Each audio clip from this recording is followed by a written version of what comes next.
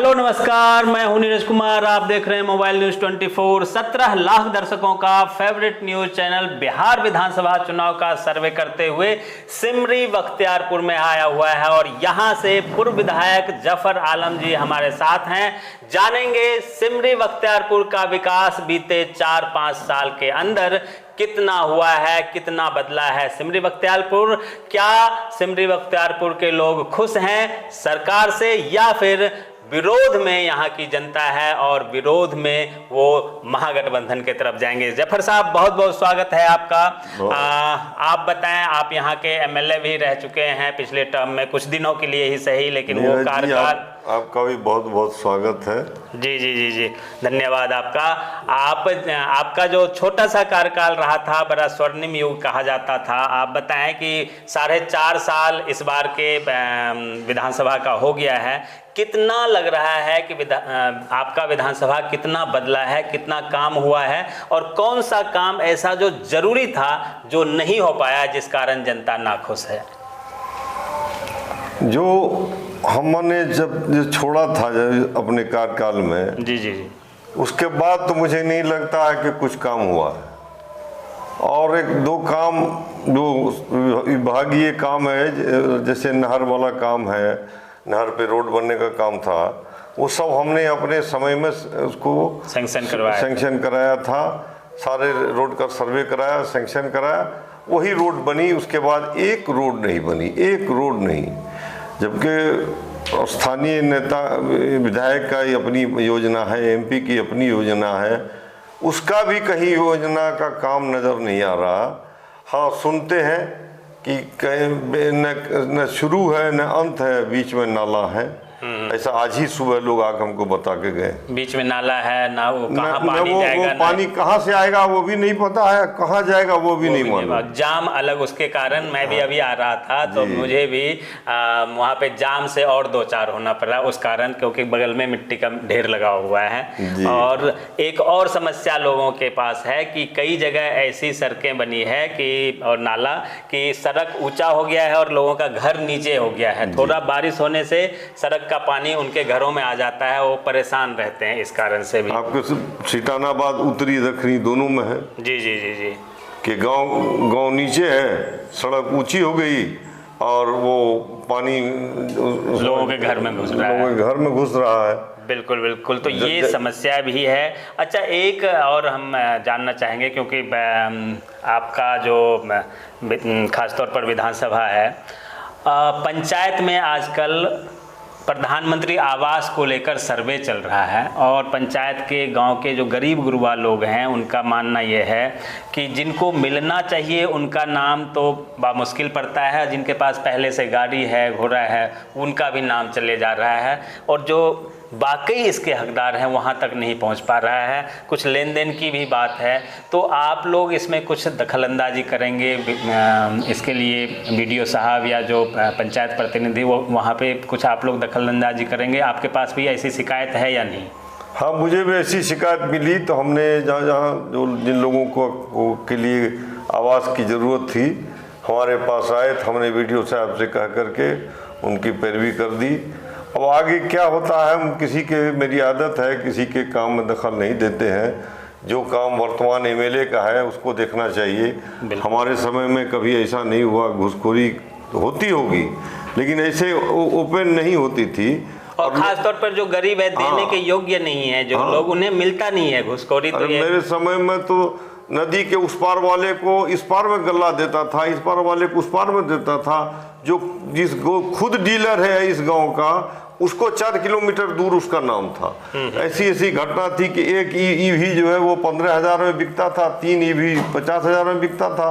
वो सारे काम मैंने दुरुस्त किया, सबको सिस्टम में लाया और सबको बराबर करवाया। कोई डीलर नाखुश नहीं रहा और न कोई लाभुक नाखुश रहा। सबको अपने अपने घर में अनाज मिला। तो जब जनप्रतिनिधि उसको देखेगा तब ना, उसको फुर्सत कहाँ ये देखने के लिए। बिल्कुल बिल्कुल। और अभी एक और चीज़ सामने आया, जैसे कि कहने के लिए तो आप भी समझेंगे कि भाई वक्फ बोर्ड का विरोध हर जगह हो रहा है, लेकिन आपके ग्रामीण क्षेत्रों में मैं गया तो जैसे कि आपके विधायक जी या उनके जो परिवार के चाहे पूर्व MP साहब जो हैं, कहते हैं कि यहाँ से लेके और मानसी तक सब कुछ हमारा ही है। और उसका कहीं ना कहीं नुकसान बहुत सारे मुस्लिम परिवार के लोग भी कहते हैं कि मेरे ज़मीन को भी बहुत जगह उन्होंने कब्जा कर लिया है। तो इस बात से आप कितना वाकिफ़ हैं कि जो छोटे मुसलमान हैं, हिंदुओं की तो छोड़िए, वो वक्फ बोर्ड में आते नहीं हैं, लेकिन बहुत सारे ऐसे मुसलमान भी हैं जो मानते हैं कि मेरा ज़मीन उन्होंने कब्जा कर लिया है और वो परेशान है। देखिए, सच्चाई ये है कि मानसी की रोड कहने को सब क्रेडिट लेते हैं, लेकिन आप विभाग से पता करिएगा कि ये क्रेडिट अगर किसी को जाएगा तो उसका नाम है जफर आलम साहब। बिल्कुल। लालू यादव जब बड़ी रेल लाइन का उद्घाटन करने आए थे तो हमने कुपड़िया में उनकी ट्रेन रोककर उनके उतार करके उनसे घोषणा कराया, फिर बख्तियारपुर में रोककर उनसे घोषणा कराया कि मानसी से कुपड़िया तक रोड नहीं है, जिसके कारण परेशानी है। उन्होंने, उनका एहसान है, उन्होंने रघुवंश बाबू से स्वीकृत करा दिया। न सिर्फ स्वीकृत करा दिया बल्कि टेंडर रोड का अलग करवाया और पुल का अलग करवाया। लेकिन यहाँ के जो बड़े नेता हैं, नाम लेना नहीं चाहूँगा, उन्होंने कई जगह कहा कि अगर ये रोड बन जाएगी तो जफर आलम हम लोग को बोलने नहीं देगा। तो उन लोगों ने क्या किया कि मुख्यमंत्री जी से मिल करके, उनकी सरकार है, उन्होंने इस रोड को कैंसिल करा करके और उसको थोड़ा आगे बढ़ा दिया, मानसी कर दिया, इधर बख्तियारपुर करा दिया। फर्क यही है, अगर मैं उसको नहीं शुरू किया होता तो उससे पहले किसी को याद नहीं आई, जब हमने शुरू करा दिया तो चलो इसी बहाने इस इलाके का कल्याण हो जाए। बिल्कुल, इसी बहाने इस इलाके का विकास तो हो रहा है, सड़कें बन गई। और ये सड़क, ये MP साहब क्या क्रेडिट लेंगे जो जिनको अपना घर के आगे का रोड नजर नहीं आता। आप उनके घर से सैनीटोला चौक नहीं जा सकते हैं। बिल्कुल, मैं अभी उधर से भी आया था, ब्लॉक ऑफिस उनके घर के बगल से ही निकला था मैं अभी। तो वही हाल है। तो वो बड़ी बड़ी बात करते हैं तो हमको हंसी आती है। बिल्कुल। एक और चीज़ मैं जानना चाहूँगा कि जफर साहब आने वाले विधानसभा चुनाव में क्या मानते हैं। जनता जानना चाहती है कि जफर साहब भी उम्मीदवार हैं और कौन से पार्टी से जफर साहब ट्राई करेंगे, किस ओर जाने वाले हैं। क्योंकि अगर देखें कि हमेशा से वही परिवार MP होंगे, वही परिवार MLA होंगे, तो जनता मतलब उन जीतने के बाद 4.5 साल वो या तो पटना में रहेंगे या दिल्ली में रहेंगे। तो जनता जाए तो जाए कहाँ। यहाँ की जनता भी महान है। जनता का भी वक्त पर नज़र नहीं आता कि हमको किसको वोट देना चाहिए, सही आदमी को देना चाहिए कि नहीं देना चाहिए। अगर सही आदमी आपका निर्दलीय है तो उसको जिताने का काम करिए, ताकि पार्टी को भी समझ में आए कि हम सही गलत टिकट दिया है, हमने इसलिए मेरा आदमी हार गया। हम उम्मीदवार हैं और सब पार्टी से हमारा रिश्ता है, हम सबसे रिश्ते ताल्लुक में हैं, कनेक्शन में हैं। जो पार्टी हमको टिकट देगी हम चुनाव लड़ेंगे, चाहे इंडिया गठबंधन दे या NDA गठबंधन दे, मुझे कोई परहेज नहीं है, मैं चुनाव लड़ूंगा। चूँकि मैं चाहता हूं, और तेजस्वी यादव से मैंने पहले भी कहा था कि मुझे 1 टर्म बख्तियारपुर का MLA रहना दीजिए, उसके बाद आप हटा दीजिएगा। बिल्कुल, 5 साल का मौका अगर इन्हें मिलता तो ये बख्तियारपुर का दशा बदल सकते। यूसुफ बैठा था जिस वक्त मेरा टिकट कट रहा था। बिल्कुल बिल्कुल। उसके सामने मैंने कहा कि एक टर्म हमको दीजिए, तो बोले क्यों आप चाहते हैं एक टर्म। हमने कहा कि जो हमको लोगों का प्यार आशीर्वाद मिला है 30 साल से, हम उसको कोई रिपे नहीं कर सके हैं, और न हम संतुष्ट हैं, न हम क्षेत्र का काम संतुष्ट कर सके हैं।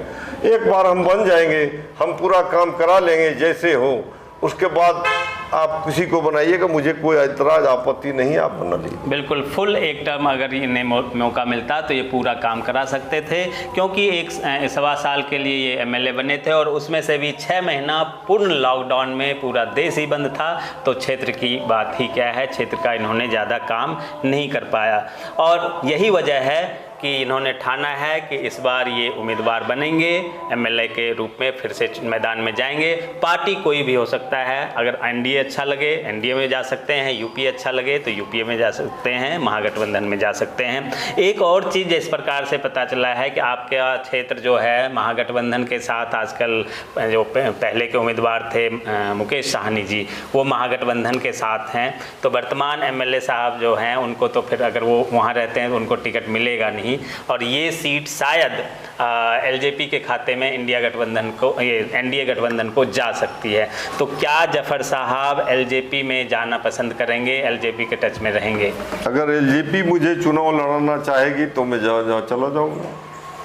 बिल्कुल। तो आदमी का अपने दुरुस्त होना चाहिए। बीजेपी में जाए कि आरएसएस में जाए, आदमी वहां भी रह करके अपनी बात अगर मजबूती से कह देता है, करा लेता है, तो कहीं परहेज नहीं है। कोई पार्टी बुरी नहीं है, आदमी बुरा है। बिल्कुल, काम कराने की इच्छा शक्ति होनी चाहिए। आदमी की अपनी कराने की इच्छा शक्ति होनी चाहिए। मैं वाजपेयी जी को आज भी सलाम करता हूँ। उनके जैसा बीजेपी में कोई नेता नहीं था। आज भी मैं गडकरी की बड़ी इज्जत करता हूँ। आपके सामने भी मैंने उनकी तारीफ किया है और तारीफ के लायक है।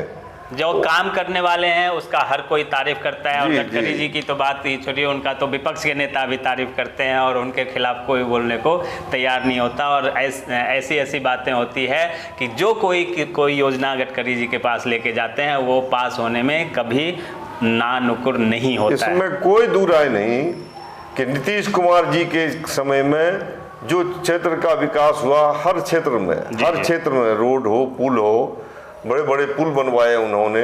ये जंगराही पुल भी मैंने उनसे पर्सनली मिलकर रिक्वेस्ट किया था। पर्सनली, अगर लॉकडाउन नहीं होता तो मेरे समय में इसका शिलान्यास होता। हमने ही डीपीआर बनवा करके भेजा था। मेरे सामने मुख्यमंत्री जी ने कहा कि बहुत पुल बन गया कोसी में। हमने कहा जी सर, बहुत बन गया। एक 2 सुपौल में बना, 2 भागलपुर में आपके आशीर्वाद से, और एक बलुहा में बना। बलुहा से डुमरी की दूरी 100 किलोमीटर है। इस 100 किलोमीटर में सहरसा और खगड़िया का 8 पंचायत है, 5 लाख की आबादी प्रभावित है। हम जानते थे कि वो जानकार आदमी है, पढ़े लिखे लोग हैं, क्वेश्चन करेंगे तो हम पूरा एक्सरसाइज करके गए थे, डाटा के साथ गए थे। बिल्कुल। तो कुल मिला के इन्होंने जो अपने कार्यकाल में काम किया, तो 5 लाख की आबादी है, अति पिछड़ा है। किसान को 50 रुपये बोरा खाद महंगा लेना पड़ता है, 100 रुपये क्विंटल अनाज सस्ता लेना पड़ता है, डीजल महंगा लेना पड़ता है। तो उन्होंने कहा कि ज़्यादा पुल बनाइएगा तो बांध टूट जाएगा। मैंने कहा सर, मार्च और अप्रैल में तो 10 जगह लोग पैदल टपता है, पानी कहाँ कोसी में। तब उन्होंने मेरा कहा, हमने कहा सबसे दिक्कत है महिलाओं को प्रसव पीड़ा में। कभी नदी किनारे बच्चा को जन्म देती है, कभी नाव पर जन्म देती है, कभी हॉस्पिटल नहीं पहुंच पाती है। तब उन्होंने मेरा लेटर लेकर के और ये संजय झा जी को दिया जो तत्कालीन सिंचाई मंत्री थे, और डीपीआर मंगवाया। हमने अपने समय में ही डीपीआर पुल निर्माण निगम को भिजवाया था। दुर्भाग्य ये है कि लॉकडाउन नहीं होता तो हम अपने समय में इसका कार्य शुरू करा देते हैं। बिल्कुल। हालांकि अब वो सारे कार्य जंगराही और घोकसम दोनों मैंने लिखा था। बिल्कुल। और अभी वो कार्य पूरे गति से चल रहा है, सड़कें भी बन गई है, जिसका लाभ यहाँ की जनता को मिल रहा है। और यही वजह है कि जफर साहब को यहाँ की जनता याद कर रही है कि शायद जफर साहब एक बार और आए तो इस क्षेत्र का हमने विधानसभा से जो स्वीकृत कराया था चौराही का पुल, अध्यक्ष के आदेश दे दिया कि मंत्री जी इसको बनवा दीजिए। वो हम लोग में होता है कि ये फाइनल हो गया, जो आदेश हो गया आसन का, उसको मंत्री को पालन करना है। बिल्कुल बिल्कुल। तो वो ये नहीं कि निकलवा करके मेरा क्वेश्चन निकलवा करके मेरे नाम से भागता है, तो वो मेरा क्वेश्चन कहाँ से ढूंढ कर लेगा। बिल्कुल। तो वो चौराही का पुल बन जाता। 10 घाट हमने पुल करवा दिया था, वो नहीं बना, जिससे लोगों को खगड़िया से कनेक्शन हो जाता और गल्ला लोग आसानी से खगड़िया भेजते, सामान खगड़िया से आता। बिल्कुल। कई सारे ऐसे कार्य हैं, क्योंकि ये हर गांव को जानते हैं, करीब से हर गांव गए हुए हैं, हर मोहल्ला में गए हुए हैं। और वहीं दूसरी तरफ जो वर्तमान एमएलए साहब हैं वो ज़्यादातर पटना और दिल्ली रहते हैं। अब चुनाव आया है तो पता चला है कि पीछे 1-1.5 महीने से वो यहाँ पे अपना डंडा झंडा लेके बैठे हुए हैं और चारों तरफ घूम रहे हैं, उनकी गाड़ियां घूम रही है, काफिला ऐसे घूम रहा है जैसे कोई बड़ा विलन जा रहा है या बहुत बड़ा हीरो जा रहा है, पता नहीं। ये डिसीजन आप लोगों ने लेना है। बने रहिए मोबाइल न्यूज़ 24 के साथ। आप तमाम दर्शकों का बहुत बहुत धन्यवाद। जफर साहब आपका भी बहुत बहुत धन्यवाद। आपका बहुत बहुत धन्यवाद। अभी इतना दूर से कस करके यहाँ आए, आप सब लोगों का बहुत बहुत धन्यवाद।